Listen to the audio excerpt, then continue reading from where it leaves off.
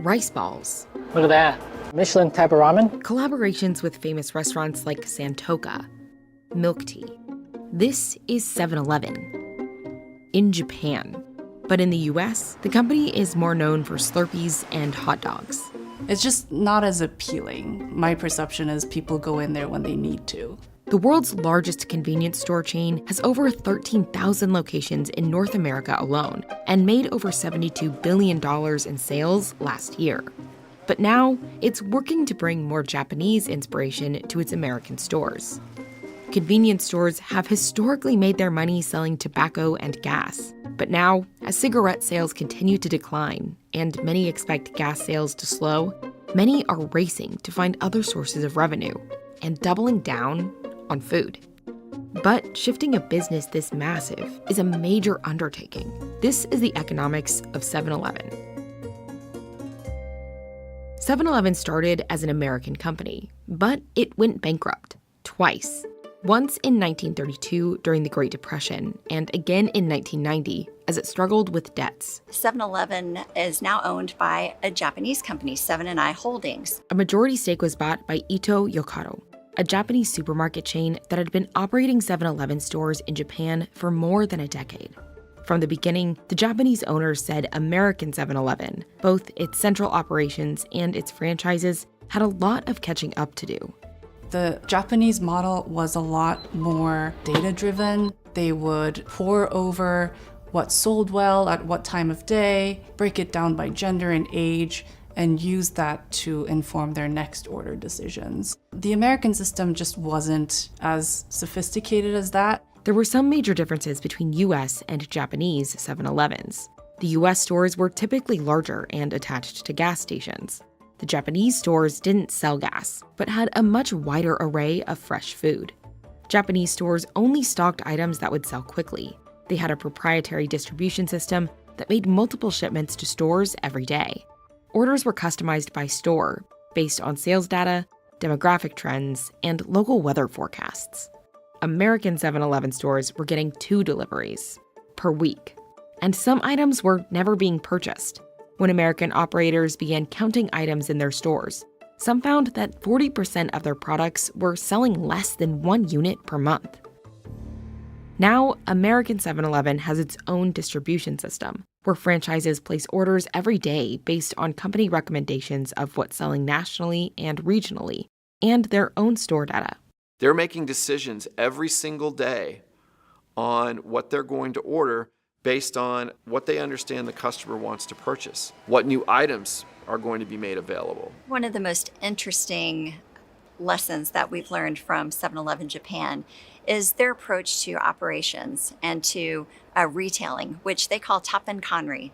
And Tappenkanri is basically this idea that we localize our assortment to the needs of customers. We actually help our stores localize their assortment so that they have the right balance of a consistent assortment of products that consumers and customers would expect to see nationally, as well as items in the assortment that are perfectly appropriate for a given store's location. This is especially important when it comes to food. 7-Eleven Japan is known for its wide array of meal options. You're not going to believe the choice of food in a convenience store. American 7-Eleven also has a big food and beverage business. In total, it sold over $17 billion of food last year, about 24% of its overall sales. That included 315 million cups of coffee, 153 million Slurpees, and 99 million slices of pizza.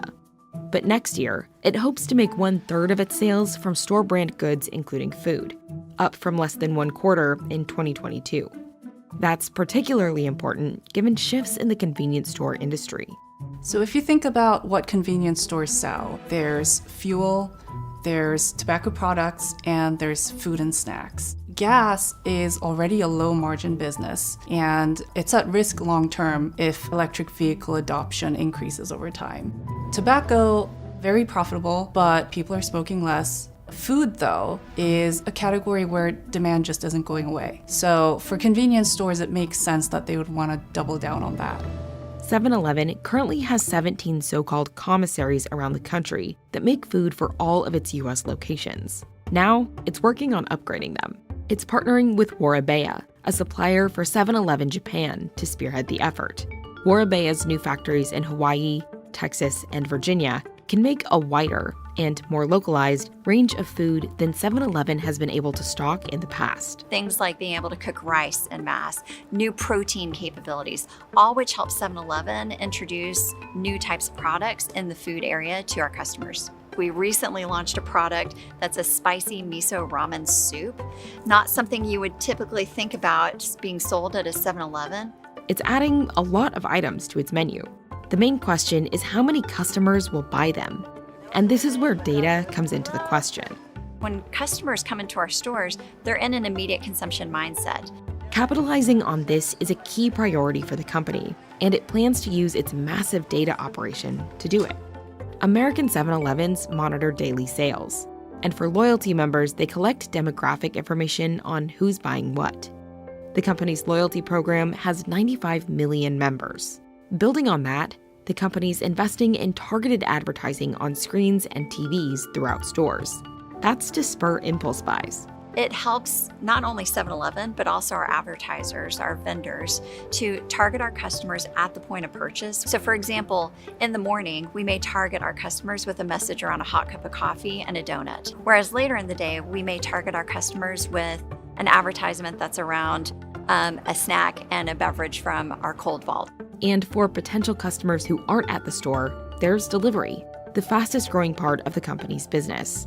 It's highly profitable for the company, since delivery orders tend to be for about double the amount of in-store purchases. How the brand's grown for nearly 100 years. Starts with what's the customer want, where do we think they're going, and how do we meet them where they're going. A big question is whether American customers will match the enthusiasm 7-Eleven sees in some of its other markets. In Asia, I think there is so much excitement around convenience stores and the types of food and snacks they offer. So if they can bring even a little bit of that excitement to the US, We're gonna get some musubis. that would be a great success.